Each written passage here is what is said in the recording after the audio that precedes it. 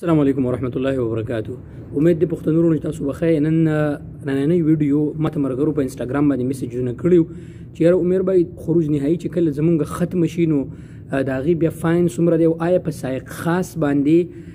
هم به فاین به ورکوي که نه. نو ورونو زه تاسو ته په دې کې په ساده پښتو کې پوهوم په دې ویډیو باندې ځان پوهه کوي او بیا داسې مه کوئ چې یاره مطلب دا تاسو باندې 1000 ریال او 2000 ریال دومره جرمانه باندې راشي نو ځان پوهه کوئ. ګورئ ورونو کم خروج نهایی چې د چا ختم شي او د هغې محنت تجارتي پیشه غټه پیشه یعنی عاملي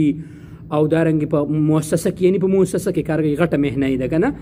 نو که د هغه ختمه شوه نو هم به 1000 ریاله به جرمانه ورکوي چې څنګه ختمه شوه که دا د خروج نهایی کینسلي او ځان ته بله لګوي او هم په دغه باندې تلی شي خو که 1000 ریاله جمع کړه 1000 ریاله به دا جمع کوي دا د فاین دی. خو یو خبر یاد ساتئ دوستانو چې کله د خروج نهایی خپل ټیم دی 2 میاشتې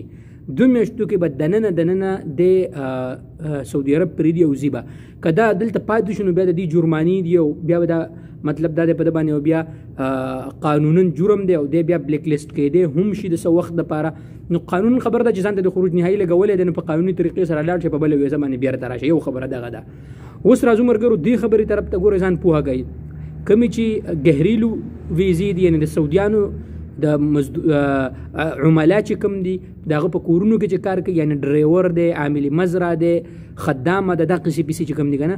نو که د دیو ختم شي دا د جوازاتو نه چا سوال کړی یو سعودي د سوال کړی هو به هو زه تاسو ته وایم نو هغو څنګه دی دوستانو هغه به هم که د سایق خاص هم ختمه شوه خروج نهایی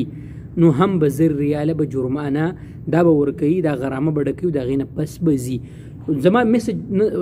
مطلب څه دی ملګرو د میسج مطلب زما دا دی چې تاسو ځان ته خروج نهایی خو لګول د ځای به که نه نو چې خروج نهایی هم ځان ته لګول ده نو په قانونا طریقې سره په خروج نهایی باندې لاړ شئ او د قانونا په بله ویزه باندې بیا راشئ نو تاسو به نه بلیک لیست شئ او د جرمانې نه به هم بچ شئ. 250 ورځې 350 ورځې تېرې کوي په سعودي عرب کې او د هغې نه پس لاړ شئ ښه په قلار باندې نو